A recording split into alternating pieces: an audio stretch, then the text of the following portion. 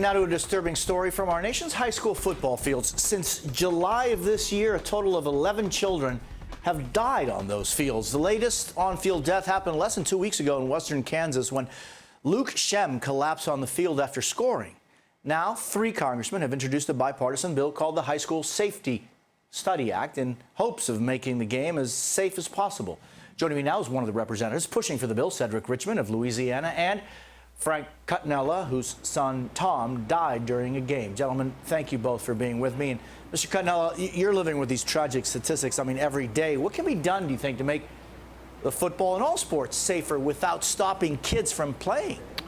Good morning, Jose. And yes, we can make it safer, but there needs to be a fundamental change in how we look at football. The parents need to change. The coaches need to change, the referees need to change, and the players need to change. Everyone needs to be accountable for their actions on the football field. That's why we have rules. And if rules are not enforced, there's no point even talking about them. So when you say, like, for example, parents and kids have to change, what do you see those changes being? Well, just the climate in the game. I mean, we've all been to sporting contests where parents behave inappropriately in the stands, and that is a distraction to the referees, and it's a problem. We can't ignore that, and I think that the coaches and the referees may sometimes be influenced by that behavior, but they all have to look at themselves and collectively change. Otherwise, I'm saying to a sport that I once loved and a sport that my son adored, if we don't change, I don't think young children should play football anymore. We have to look forward and make a change. And Congressman, according to the National Center for Catastrophic Sport Injury Research, an average of 9 football players have died each season in the last decade. Not all were due to contact during football. Why push for change now? Well, I think part of what we have to do is look at each and every fatality and figure out the causes of it, whether it was medical treatment after the injury, was it the manner of tackling, figure out what happened and have the experts analyze it and then make recommendations. I mean, we've seen football change a lot over the years in terms of the manner of tackling, penalties for spearing and other things, but my fear is that in high school football, we are not servicing the players well in terms of the medical treatment that they receive after injury on the field. Now, in New Orleans, I have a benefit. I have Tulane sports medicine, I have Saints doctors and other things, but my concern is rural areas and other areas. Do they have the state-of-the-art medical technology after an injury to make sure that our kids are safe? But part of what I'm doing is that I think Congress and this country would be better if people focused on what they knew and let experts deal with what they don't know.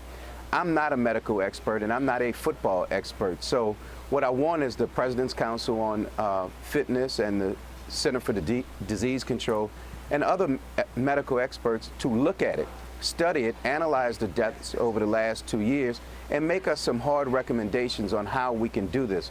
Football is a great game, but when we start losing our young people because of football and the manner that it's played, I think we all owe an investment to figure out how to make it safer, including the NFL having a stake in making sure that high school, little league, and junior high football is safe.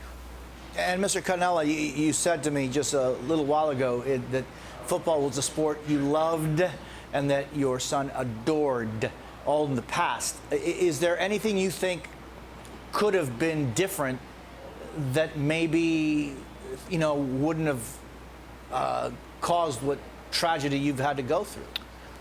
Well, my family and I are not blaming anyone. It does no good for us to blame the other player, the coaches, the school district, the referees. It's not what I'm about. It's not why I'm here.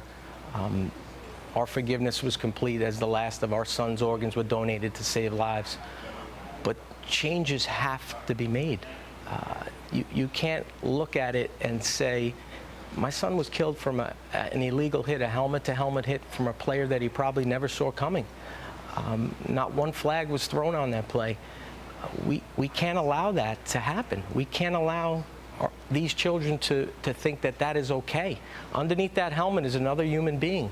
And I think if we don't change that, there's really no point to play. But I think we have hope. I just don't believe in lip service. I think actions speak louder than words. And I am in contact with the football authorities in my county and my adjoining county, and they support my efforts. And I'll be addressing every athletic director in the state of New York in March. And I hope that the changes that we've privately talked about, they're gonna assist me with. And Mr. Cutinella, you know you're wearing your son's name on your shirt. Tell me a little bit about Tom. Tom was a special human being. He cared about his country, his friends, his family, his community. He was the son that looked after his siblings, loved his parents, his grandparents, was smart, wanted to go to West Point, was heading in that direction. I couldn't tell you the leadership qualities, or I have not met anyone who was more of a leader than him. And you know, I commend the congressman for proposing legislation. We need leaders like that, and my son was that kind of leader. Frank Cutinella and Representative Cedric Richmond, thank you both for being with me this morning. I so Thank you. appreciate it.